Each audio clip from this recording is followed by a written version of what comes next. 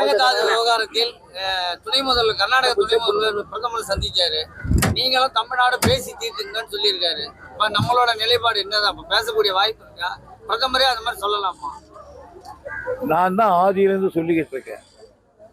38 முறை பேசியும் ஒரு சுமூகமான முடிவு ஏற்படாத காரணத்தால் தான் நாங்கள் நடுவர் மன்றத்துக்கு வந்தோம்.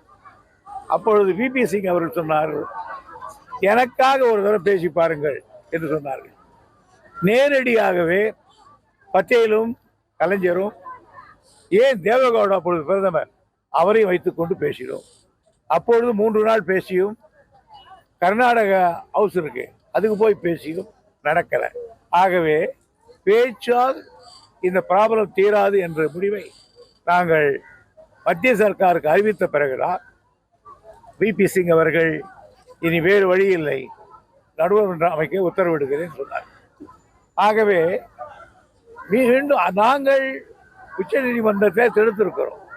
இப்போ நான் மறுபடி போய் பேச என்ன ஆகும்னு கேட்டால், எல்லா எல்லாத்துக்கும் வழக்கம் நமக்கு உரிமையானது எந்த வழக்குக்கு போனாலும் ஒரு டிஃபென்ஸ் எடுக்கும் கர்நாடகா. நாங்கள் பேசி தீர்த்துக்கோ, உடனே சுப்ரீம் கோர்ட்டில் ஓக்கு போயிட்டு இருக்கோம். ஆக அது எல்லாத்தையும் இழுக்குமே தவிர முடியாது. உதாரணத்துக்கு ஒன்று சொல்கிறேன். இப்போ ரெண்மனை ஆற்றில் மார்கண்டேய நதி ஒன்று கட்டுறாங்க.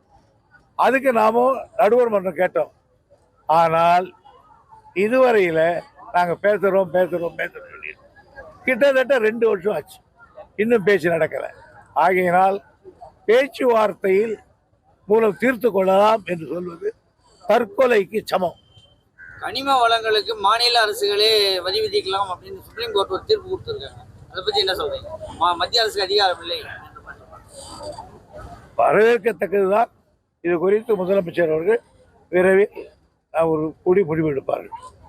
அருந்ததியர்கள் உள்ஒதுக்கீடு நீங்களும் கலைஞரை சேர்ந்து கொடுத்தீங்க, அது செல்லும் அப்படின்னு சொல்லி நேற்று தீர்ப்பு கொடுத்துருக்காங்க. அதை பற்றி என்ன சொல்றீங்க? நாங்கள் செல்லுன்ற எது செல்லுமோ அதை தான் நாங்கள் தீர்மானம் கொண்டு நடவடிக்கைப்படுத்துகிறோம். மேட்டூர் அணையிலிருந்து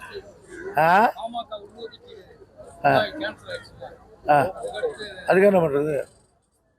மேட்டூர் அணையிலிருந்து இப்போ தண்ணி நிறைய போயிட்டு இருக்கு. ஆனால் கடைமடைக்கு போகக்கூடிய கால்வாய்கள் சரி, நீர்வளத்துறை சரி பண்ணலை அப்படின்னு சொல்லி குற்றச்சாட்டு இருக்கு விவசாயிகிட்ட. அதுக்கு என்ன நடவடிக்கை?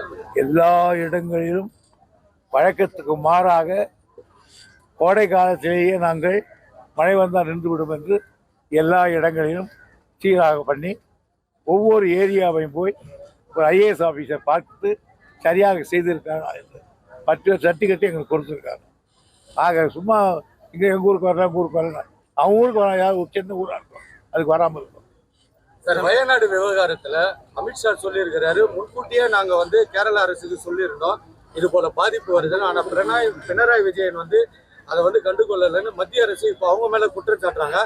இதே மாதிரி வெள்ளப்பெருக்கு வரும்போது தமிழகத்தையும் அவங்க வஞ்சித்தாங்க.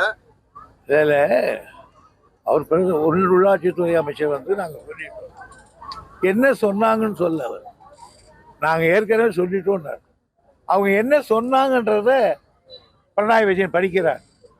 சும்மா மீகராக தான் இருக்கும், வராது, வந்தால் கூட அவ்வளோ மீகர மோசமானதாக இருக்குன்றார். இது மாதிரி பிரளயம் ஏற்படுறதில்லை. அதனால பொதுவாக சொல்லிட்டு சொன்னாங்களே தவிர எந்த அளவுக்கு சொன்னோம் என்றதை அவர் சொல்றதை படித்து காட்டியிருக்கார்.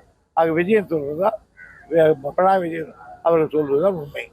தமிழகத்தை தொடர்ந்து புதுச்சேரியில தமிழ் புதல்வர் திட்டத்தை அப்படியே அமல்படுத்தியிருக்காங்க. இன்னைக்கு அதாவது அரசு பள்ளியில் படிக்கிற 6வது வகுப்பு மாணவர்லேருந்து 12ஆம் வகுப்பு வரைக்கும் 1000 ரூபாய் திட்டம்.